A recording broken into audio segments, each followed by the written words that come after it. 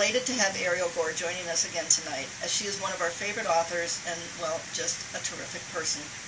Ariel has led a most interesting life, including founding Hip Mama, the magazine from the front lines of motherhood. She has written several books, including parenting books, a novel, a guide to writing, and a memoir, and most recently she edited a compilation of Portland queer writing. She has been variously described as original and witty, fierce and funny, prolific and reliable, poetic and smart, as the Indiana Jones of literature, as a righteous wit with plenty of chutzpah, and as a woman who took life by the balls and yanked. In her latest book, Bluebird, Women and the New Psychology of Happiness, Ariel tackles the topic of happiness, more specifically, women and happiness. I have to admit that I cracked open this book with some reluctance, as I have a bit of an aversion to self-helpy type books, which perhaps explains why my life is such a mess. But I digress. When I did open this book, I couldn't stop reading. Ariel tackles the subject with her own flavor of skepticism and sensitivity, with just the right amounts of personal revelation, research, and humor. And as always, the writing is incisive and poetic. But I think it's the preface that summed up for me why I enjoy Ariel's work so much. So I'm just going to read it. So the book is sort of this combination of my own process, sort of testing out these theories of happiness, my research that's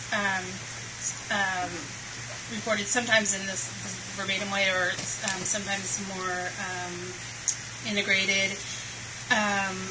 So I'm just jumping around the book and giving you little snippets here and there. This is from a chapter called If You're Hokey and You Know It, Clap Your Hands.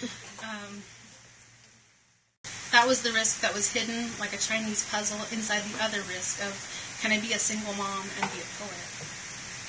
A serious question, that one.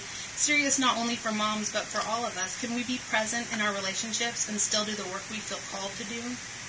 It's like my friend Lynn says, a woman has to make a real effort not to dissolve into everything that needs her. Our relationships need us, but we don't want to dissolve. We refuse to dissolve.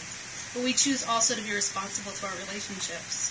We're tired of the drunk guy on the linoleum telling us that we can't do both. Women have always done both. Looking back, DePrima recognizes what is true. Had she opted to stay that night, there would be no poems.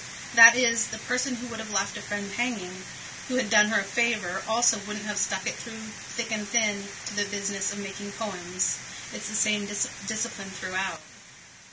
The same discipline. So I started doing my own studies. I surveyed 100 women over the course of a year, and asking various nosy questions. And some of the questions I just reprint some of the answers verbatim in the book. The second question was, what could make you happier?